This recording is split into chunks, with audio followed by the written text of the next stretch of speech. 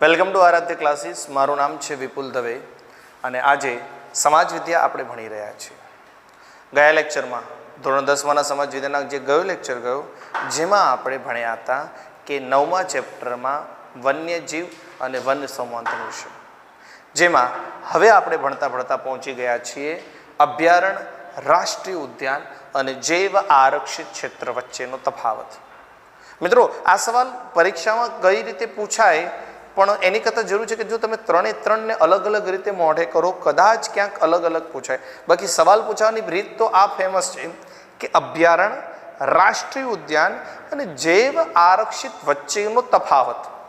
ત્રણેય વચ્ચેનો તફાવત. અત્યાર સુધી તમે ભણ્યા હતા બે વસ્તુ વચ્ચેનો તફાવત, પહેલી વાર ત્રણ વસ્તુ વચ્ચેનો તફાવત આવે છે. એટલે આપણે દરેકને ભણીશું, એ દરેકનું ભણેલું જે એક સવાલ ભણવાનો અભયારણ્ય એટલે શું, એક સવાલ ભણવાનું રાષ્ટ્રીય ઉદ્યાન એટલે શું, અને એક સવાલ ભણીશું જૈવ આરક્ષિત ક્ષેત્ર એટલે શું. અને ત્રણેયને ભેગું કરીને લખી નાખો. આને કહેવાય ત્રણેય વચ્ચેનો તફાવત. તો ચાલો શરૂ કરીએ આપણો પહેલો સવાલ, જેનું નામ છે અભયારણ્ય એટલે શું. ઘણા લોકો એવું કહે છે કે સાહેબ અભયારણ્ય અને રાષ્ટ્રીય ઉદ્યાનમાં શું ફરક? બહુ ઓછો ફરક છે. એ બંને જંગલમાં જ હોય છે, પણ ચોક્કસ મર્યાદામાં માનવ પ્રવૃત્તિની અનુમતિ આપવામાં આવે એને અભયારણ્ય કહે છે. સત્તાના અધિકારીઓ દ્વારા જ એની અનુમતિ મેળવીને તમે જંગલમાં પાલતુ પ્રાણીઓ લઈ જઈ શકો, પશુઓ ચરાવવા જઈ શકો, એને અભયારણ્ય કહેવાય. અભયારણ્ય કોઈ જંગલમાં કોઈ વિશેષ પ્રાણીઓને બચાવવા માટે, એનું સંવર્ધન કરવા માટે દરેક રાજ્યએ ભારત સરકારને પત્ર કરીને મોકલે કે અમારા આ જંગલોમાં આ પ્રાણીને સાચવવા માટે અમારે આ જંગલને અભયારણ્ય બનાવવું છે, એના માટે હોય છે. ચલો, ભારતમાં બહુ સારા સારા અભયારણ્યો છે જેનું નામ છે પેરિયાર, ચંદ્રપ્રભા, એતુનાગરમ અભયારણ્ય. આવા ઘણા બધા અભયારણ્યો છે. તમને ચોપડીમાં અભયારણ્યોનો એક નકશો આપેલો છે, જોઈ લેજો કે જેની અંદર તમને આ અભયારણ્યો વિશે માહિતી આપી છે. મિત્રો ખાસ જોજો, વન્યજીવ અભયારણ્ય, પક્ષી અભયારણ્ય, રાષ્ટ્રીય ઉદ્યાન. તો જ્યાં જ્યાં પણ આ બ્લુ અને પિંક કલરનું છે એ બધા અભયારણ્યો છે. અભયારણ્યના બે પ્રકાર છે. એ પક્ષી અભયારણ્ય. પક્ષી અભયારણ્યમાં યાદ રાખવાનું નળ સરોવર અને આ કેવલાદેવ જે ઘાના છે ત્યાં પક્ષી અને પ્રાણી બંને અભયારણ્ય છે. તો તમારા બ્લુ જેટલા પણ છે, સારિકા છે, ચંદ્રપ્રભા છે, એતુનાગરમ છે, જેસોર, ગુજરાતમાં આવેલું જેસોરનું અભયારણ્ય. આપણે બધા અત્યાર સુધી ગીરના અભયારણ્ય, ગીર અભયારણ્યની સાથે સાથે હવે રાષ્ટ્રીય ઉદ્યાન પહોંચી ગયું છે. એટલા માટે ગીરમાં અભયારણ્ય નથી. અભયારણ્ય છે પણ હવે રાષ્ટ્રીય ઉદ્યાન સુધી પહોંચી ગયું, એટલા માટે ત્યાં અભયારણ્યની જગ્યાએ રાષ્ટ્રીય ઉદ્યાન છે. પછી બાંદીપુર, પેરિયાર, મૃદુમલાઈ, પછી આવા ઘણા બધા અભયારણ્યો ભારતમાં આવેલા છે. આ બધા અભયારણ્ય તમને પરીક્ષામાં કદાચ આ ચેપ્ટરમાંથી નકશો પણ પૂછાશે અને એમાં આ ત્રણમાંથી અભયારણ્ય, રાષ્ટ્રીય ઉદ્યાન અને જૈવ આરક્ષિતમાંથી કોઈ એક વસ્તુ પૂછાશે. અને તમારે યાદ રાખવાનું અભયારણ્ય ક્યાં છે, કયા છે. બોર્ડમાં ઘણીવાર એવું સ્પેશિયલ નામ પૂછે કે ચંદ્રપ્રભા અભયારણ્ય ક્યાં આવેલું છે, કોઈ પણ એક નામ પૂછશે એટલે તમારે લખવાનું છે. તો આ હતું અભયારણ્ય વિશે માહિતી. ચલો, હવે આવે છે રાષ્ટ્રીય ઉદ્યાન. જોઈ લેજો. રાષ્ટ્રીય ઉદ્યાન. રાષ્ટ્રીય ઉદ્યાન અભયારણ્યની તુલનામાં વધારે સંરક્ષિત છે. રાષ્ટ્રીય ઉદ્યાન માટે એવું કહેવામાં આવે છે કે ત્યાં માત્ર કોઈ એક વસ્તુ નહીં પણ એક કરતાં વધારે પારિસ્થિતિક તંત્ર માટે સાચવવામાં આવે છે. જો અભયારણ્યની ખાસિયત હતી કે એમાં એક જ પ્રાણી સાચવવામાં આવે છે, જ્યારે રાષ્ટ્રીય ઉદ્યાનમાં છે કે ત્યાં પ્રાણીઓની સાથે સાથે જંગલને પણ સાચવવાનો પ્રયાસ કરવામાં આવે છે. ત્યાં પાલતુ પ્રાણીઓના ચરવા પર સંપૂર્ણ પ્રતિબંધ છે.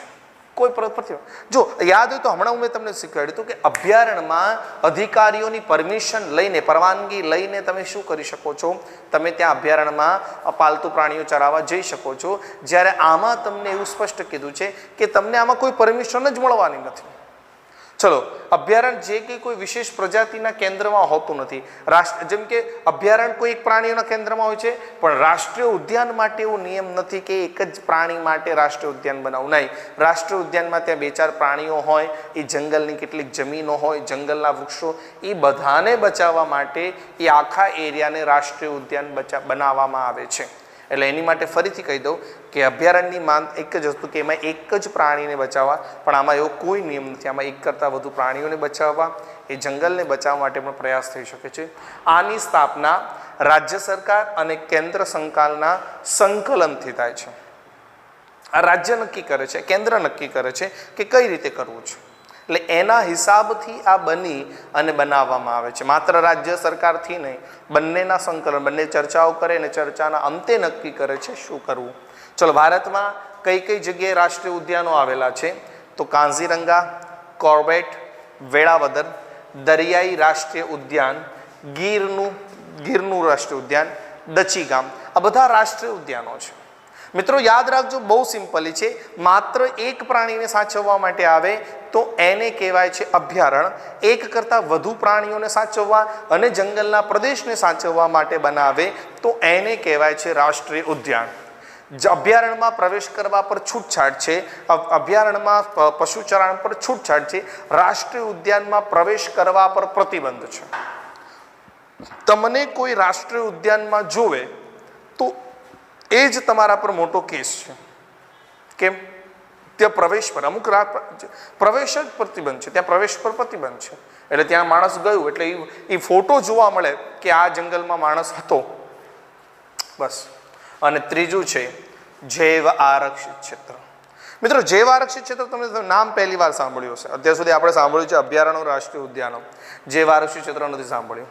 તો જૈવ આરક્ષિત ક્ષેત્રનો આંતરરાષ્ટ્રીય માપદંડ દ્વારા જે જંગલ ક્ષેત્ર નક્કી થાય છે તેને જૈવ આરક્ષિત ક્ષેત્ર કહે છે, જેમાં આંતરરાષ્ટ્રીય માપદંડ હોય. મતલબ કે જે દુનિયાએ નક્કી કરેલા માપદંડો હોય છે. અહીંયા પ્રાકૃતિક અને સાંસ્કૃતિક બંને સંસાધનો, મતલબ કે જંગલમાં જે પ્રાણીઓ છે, જંગલમાં જે જંગલી પ્રાણીઓ છે, જંગલ છે, જંગલની જમીન છે, પ્લસ જંગલમાં જે લોકો રહે છે એ લોકોની સંસ્કૃતિને પણ સાચવવાનું. અભયારણ્ય માત્ર એક જ પ્રાણીને સાચવે છે, રાષ્ટ્રીય ઉદ્યાન જંગલ અને જંગલના પ્રાણીઓને સાચવે છે, જ્યારે જૈવ આરક્ષિત ક્ષેત્ર જંગલ, જંગલના પ્રાણીઓ અને ત્યાંના લોકોને પણ સાચવવાની બાબત છે. ચલો, અહીંયા વનસ્પતિ, જીવજંતુ, જમીનની સાથે માનવ સમુદાયની જીવનશૈલી, મતલબ કે જો કદાચ જંગલની વચ્ચોવચ્ચ, બહુ મોટા જંગલોમાં વચ્ચોવચ્ચ કદાચ કોઈ આદિવાસી પ્રજાતિ રહે છે તો એને કશું જ નુકસાન ન થવું જોઈએ. એને ત્યાં જ રાખો, એની સંસ્કૃતિમાં કોઈ પરિવર્તન ન કરો, એને બહાર લાવવા માટે, શહેરમાં લાવવા માટેનો કોઈ પ્રયાસ નહીં કરો. આ બધાનું ધ્યાન જૈવ આરક્ષિત ક્ષેત્ર રાખે છે કે એ લોકો ત્યાં જ એની સંસ્કૃતિ જાળવી શકે, એની માટે જૈવ આરક્ષિત ક્ષેત્ર બનાવે છે. ચલો, જૈવ આરક્ષિત ક્ષેત્રના વિસ્તારો તમામ પ્રકારની બાહ્ય માનવીય ગતિશીલ પર પ્રતિબંધ હોય છે. મતલબ કે જો જૈવ ક્ષેત્ર છે એની વચ્ચોવચ્ચ જે પ્રજાતિ રહે છે તો એને બાહ્ય માનવ સાથે બહુ ઓછું ઘોળવાનું. નહીંતર જેમ કે બહુ કોઈ ગામડા હોય, ગામડાને શહેરની તરફ આવવા ગયા તો હવે ગામડાઓમાં પણ આપણને બધાને ખબર છે કે શહેર જેવું વાતાવરણ થઈ ગયું છે, તો ધીમે ધીમે એમની સંસ્કૃતિઓ લુપ્ત થઈ રહી છે. તો બસ આ રીતે એ લોકોની જે જંગલોમાં રહે છે, જે જૈવ આરક્ષિત ક્ષેત્રમાં રહે છે, એવા લોકોની પોતાની સંસ્કૃતિ જે પણ હોય, જે હું નથી કહેતો સારી ખરાબ, એ લોકોની જે પણ સંસ્કૃતિ હોય એ સંસ્કૃતિ જ્યારે કોઈ બીજાને મળે તો એને એમ થાય ને કે આપણા કરતાં તો આ લોકો સારા, આવું માણસ સ્વાભાવિક થાય. તો એ લોકોને પોતાની સંસ્કૃતિ બદલી ન પડે એટલા માટે માનવીય સમુદાયથી એમને દૂર રાખવા, આવું જૈવ આરક્ષિત ક્ષેત્રમાં હોય છે. આ ક્ષેત્ર ઓછામાં ઓછો 5000 ચોરસ કિલોમીટરનો હોવો જોઈએ, એનાથી વધારે મોટો 5000 એટલે નાનકડું જંગલ ન ચાલે, 5000 ચોરસ કિલોમીટરનો હોવો જોઈએ. અને આના માટે નીલગિરી, મન્નારની ખાડી, ગ્રેટ નિકોબાર, સુંદરવન, પંચમઢી, આવા બધી જગ્યાએ જૈવ આરક્ષિત ક્ષેત્રો બનાવવામાં આવ્યા છે. અને ગુજરાતમાં કચ્છના રણને જૈવ આરક્ષિત ક્ષેત્ર કર્યું છે. કેમ? બહુ મોટું રણ છે. હવે જો તમને એટલું એક ટોપિક આપ્યો છે કે એટલું જાણવું ગમશે, જેમાં તમને એવું કીધું છે કે આ ટોપિકમાં કે જૈવ આરક્ષિત ક્ષેત્ર ભારતમાં કેટલા છે? બોલે 18 ભારતમાં જૈવ આરક્ષિત ક્ષેત્રો છે, ગુજરાતમાં એક જ છે, કચ્છનું. ભારતમાં રાષ્ટ્રીય ઉદ્યાન કેટલા છે? 103 છે, ગુજરાતમાં 4 રાષ્ટ્રીય ઉદ્યાન છે. અને ભારતમાં અભયારણ્યો કેટલા છે? 531, ગુજરાતમાં કેટલા છે? 23. ચલો, આ બધા પરથી આપણને જાણવા મળી ગયું કે આપણા દેશમાં આ બધી વસ્તુઓ, એટલે કે જંગલ અને જંગલના પ્રાણીઓ બહુ વધારે તો સારું છે, વ્યવસ્થિત પ્રમાણમાં છે.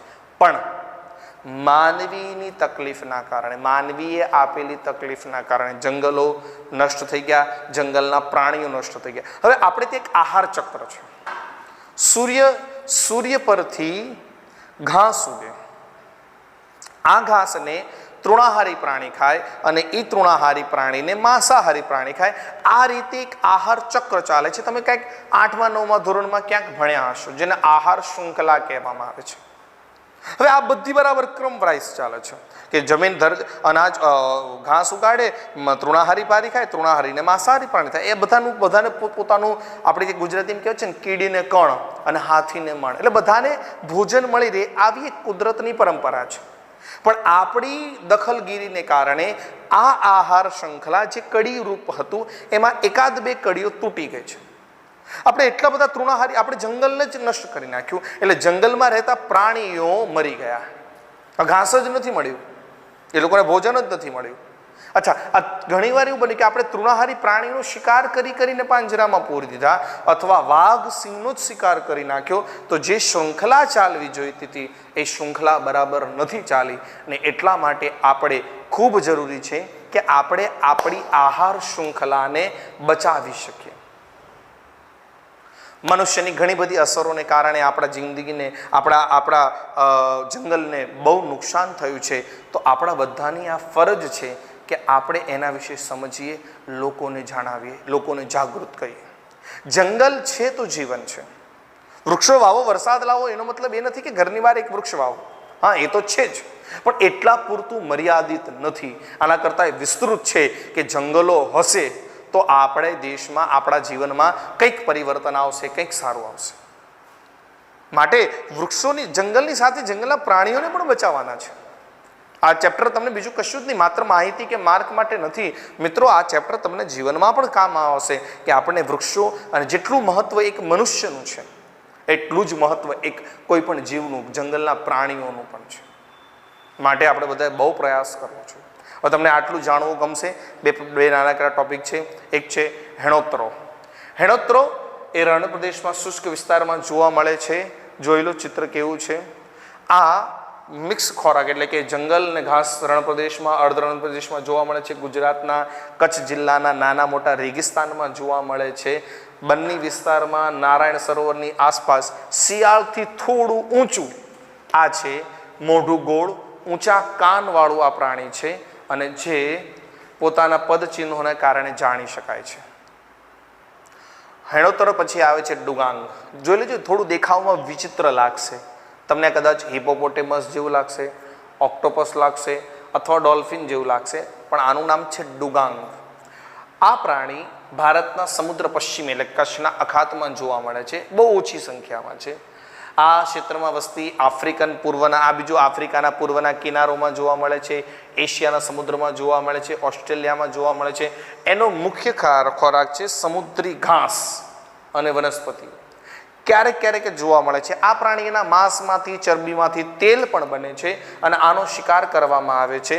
એટલા માટે સરકારે આની પર પ્રતિબંધ રાખ્યો છે. ગુજરાતના એક સમયમાં ડુગાંગ છેક સૌરાષ્ટ્ર, એટલે કે દીવ દમણના દરિયા કિનારા સુધી જોવા મળતો હતો, પણ આજે આની સંખ્યા બહુ ઓછી થઈ ગઈ છે.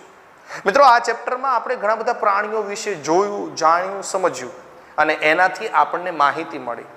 ખાસ ધ્યાન રાખજો, આ ચેપ્ટરમાંથી તમને આલેખ પૂછાવાનો છે, નકશો પૂછાશે 1 માર્કનો, જે મેં તમને હમણાં કીધું તો અભયારણ્ય, રાષ્ટ્રીય ઉદ્યાન અને જે વારસો, એમાંથી કોઈ પણ એક વિષય પૂછાશે. પહેલું યાદ રાખજો, જંગલ, જંગલના પ્રાણીઓ, જંગલ શું છે, જંગલના પ્રકાર શું છે, જંગલમાં કેવી રીતે નુકસાન થઈ રહ્યું છે, જંગલને કેવી રીતે સાચવી શકાય છે. પછી આપણે ભણ્યા હતા કે કઈ રીતે પ્રાણીઓની વિવિધતા છે, એને કઈ રીતે નુકસાન થઈ રહ્યું છે, એને સાચવવા માટે શું પ્રયાસો કર્યા છે સરકારે. આ બધી બાબતોથી આપણને જાણવા મળે છે કે સરકારે જંગલના પ્રાણીઓને બચાવવા માટે પણ ઘણા બધા ઉપાયો કરેલા છે. આ બધા ઉપાયોને આપણે સમજીશું. સાથે સાથે તમારું ખાસ ધ્યાન રાખજો, આરાધ્ય ક્લાસીસ સતત એક પ્રયાસ કરી રહ્યું છે કે તમને ઘરે બેઠા સેફ રીતે, શાંતિથી ભણી શકો, અને તમારા તબિયતનું ખાસ ધ્યાન રાખજો. માસ્ક, સેનેટાઈઝનો ઉપયોગ કરજો, અને અમારા જે પણ વિડીયો આવે જોતા રહેજો. સાથે સાથે કંઈ પણ તમને એવું લાગે કંઈ સુઝાવ મોકલવાના છે તો સંસ્થા સાથે તમે કનેક્ટ છો તો કોઈ પ્રકારથી તમે જોઈ લેજો મિત્રો. ઓકે, આજ સુધી જય શ્રી કૃષ્ણ.